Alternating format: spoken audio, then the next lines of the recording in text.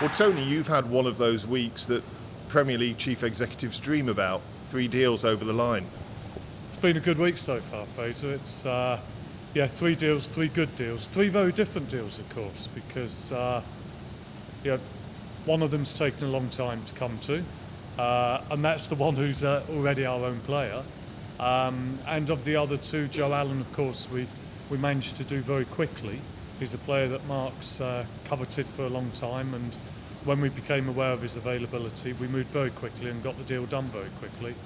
Ramadan Sobhi, of course, whilst we got elements of the deal done, dealing with a club from a different country is more difficult than another English club, mainly because if it's an English club, you know the people, so you know how to deal with them, you've dealt with them before probably, so dealing with the new club always adds complexity.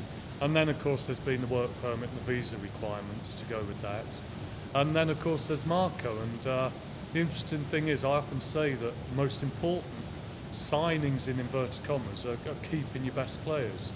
And I think the signing of Marco is real evidence of that. It's we're absolutely delighted that he's committed arguably the best years of his career, the next 4 years, to Stoke City. Was there ever a fear, a worry in your mind that you wouldn't get the Marco deal over the line, that he might have been playing in the Premier League next season for a different club?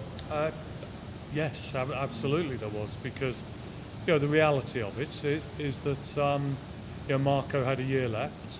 He had a release clause in his contract, which these things become known about, and a number of other clubs were interested. So, and it's no sort of blame or disrespect to Marco. Of course, he looks at the options available, but we're delighted that having done what he did, and I don't know how extensively or not he looked around, but ultimately the important thing is that he decided that what he had here at Stoke City and what he had, the relationship that he's got with the manager, I think is absolutely key to this.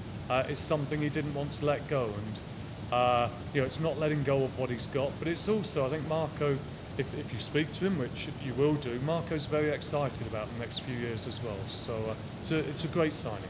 We have already spoken to him, and he said that Stoke City feels like home. Now, some players say that, and it's a mere platitude, but I got the impression with Marco that it wasn't.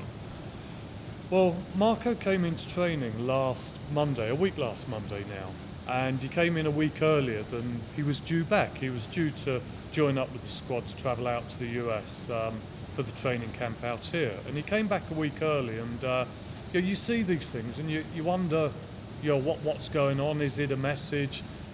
Your worst fear is he's come to say goodbye, and it became clear during that course of that week, by his body language, by his behaviour, the words that he said, that he really did not want to leave the club. And so we worked very hard last week to see if we could come to some kind of accommodation, and we have done, and it's great news for all Stoke City fans. Presumably that alters things then, does it? Because if he'd gone, you would have been looking to bring in a replacement, presumably. So does the transfer policy now change?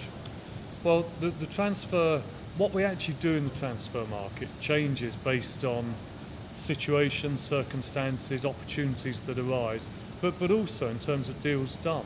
If we're looking to bring a player in, we never chase just one player for a position. We always chase a few. And obviously, as you move close to getting one done, you're less priority on another. If you get one position done, you then prioritise another position. So clearly with Marco staying now, and Ramadan Sobhi, of course, coming in as a winger as well, that means that position is more settled for us now.